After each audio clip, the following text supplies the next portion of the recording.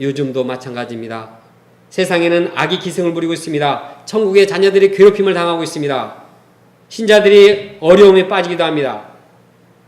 천국의 자녀들로서 거룩하게 살고 싶은데 여러 가지 악영향으로 인해서 괴로움을 당합니다. 이를 볼 때 이 땅에 천국이 건설된다는 사실에 대해서 과연 그럴까? 어떻게 이렇게 어렵고 힘든 모습을 보면서 이 땅에 천국이 이루어지고 있다고 믿을 수 있는가? 이런 회의적인 질문을 하게 됩니다. 가라지 비유는 이 질문에 대한 답을 해주고 있습니다. 즉, 이 땅의 천국을 이루는 과정에서 천국의 자녀들은 괴로움과 고통을 받는다는 사실입니다. 그리고 세상에서 악한 자들이 득세하도록 하는 것은 하나님이 그러시는 것이 아니라 사단 마귀가 그렇게 하는 것입니다. 천국의 자녀들을 힘들고 고통스럽게 하는 원흉은 사단 마귀입니다. 어떤 사람은 이 현대 마귀가 어떻게 존재하느냐? 지금 어떤 시대인데? 그러나 성경은 마귀가 우리를 괴롭히고 악을 행하도록 하며 힘들고 고통스럽게 한다고 분명하게 말하고 있습니다. 이것이 영적인 현실이요, 이 영적인 현실을 받아들여야 합니다.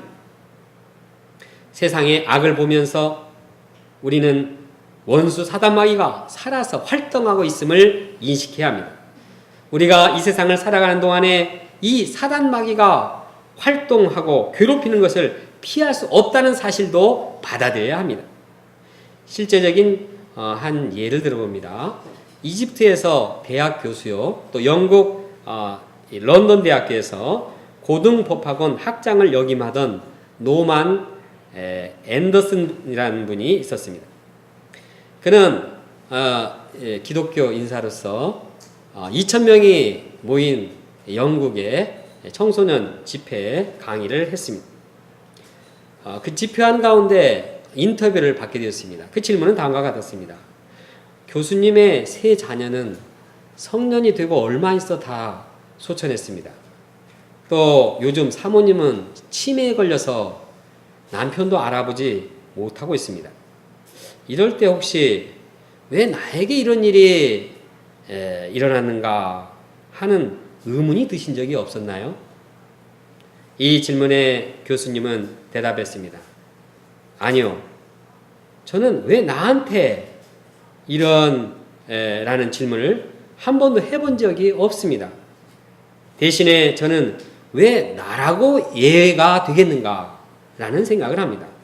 다른 사람이 겪는 문제들을 제가 그리스도인이라는 이유 때문에 피해갈 수 있다는 약속을 받은 적이 없습니다. 성경에는 그런 약속을 한 적이 없습니다. 우리는 모두 타락한 세상에서 살고 있습니다. 그래서 크리스찬들이나 독실한 신자들도 이렇게 어려움을 당할 수밖에 없습니다.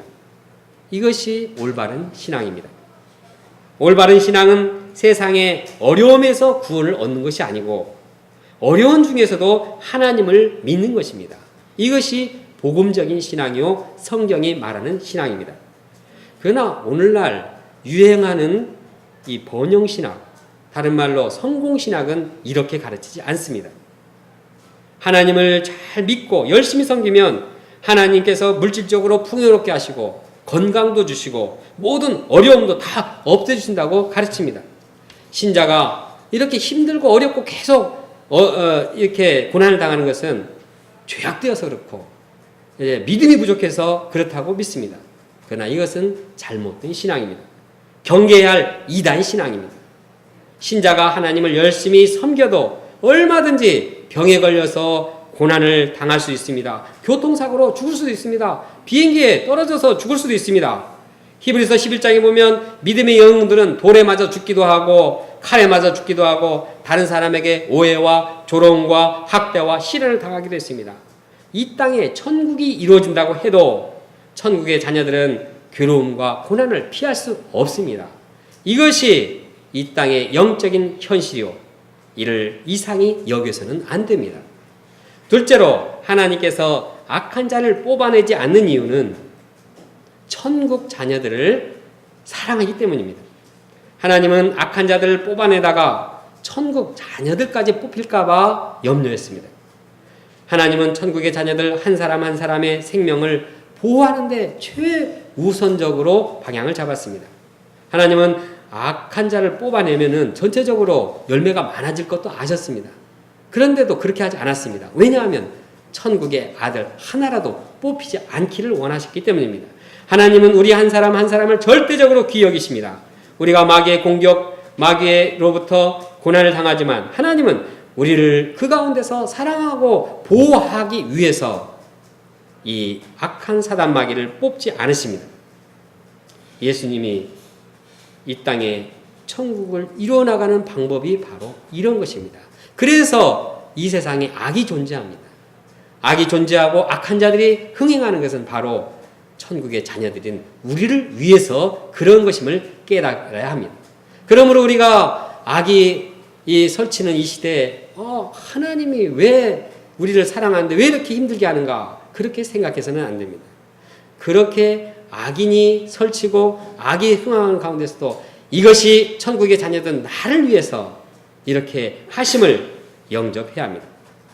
그러므로 하나님 그 섬세하시고 깊은 사랑을 영접해야 합니다. 천국의 아들들인 우리가 악한 자들에게 괴로움을 받을 때도 하나님의 사랑을 의심해서는 안 됩니다.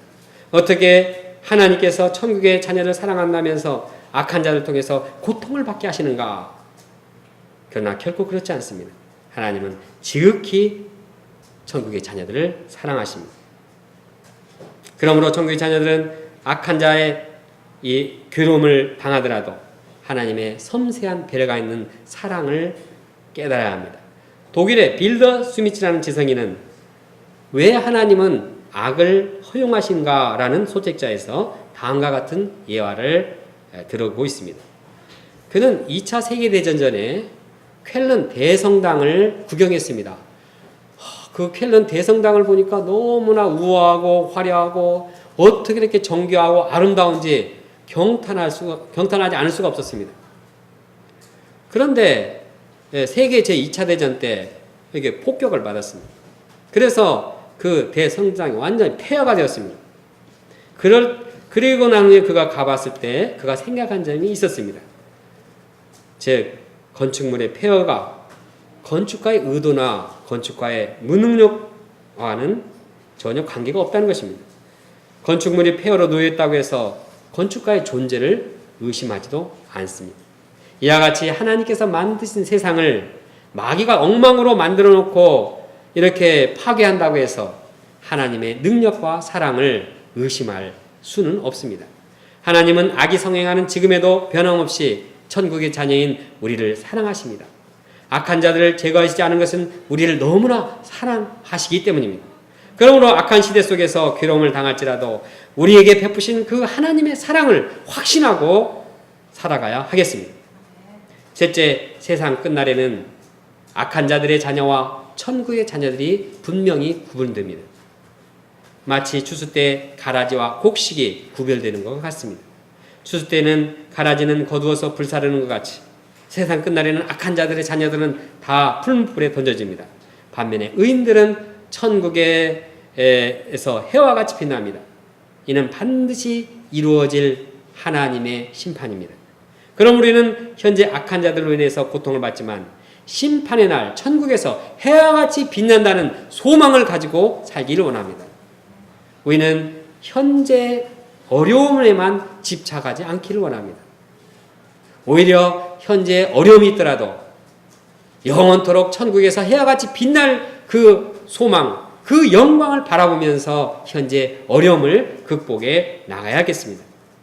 천국의 자녀들은 영원한 천국의 영광을 사모하면서 현재 고난을 기꺼이 감당하는 자입니다. 이것이 불신자들과 다른 점입니다. 제2장 겨자씨와 누룩의 비유. 겨자씨와 누룩의 비유 내용은 가라지 비유하고 또 가라지 비유의 해석의 그 사이에 아주 짧게 간결하게 나와 있습니다. 가라지 비유하고 가라지 비유 해석은 한 15절 든다고 하면 누룩 비유하고 겨자씨 비유는 3절밖에 안 됩니다.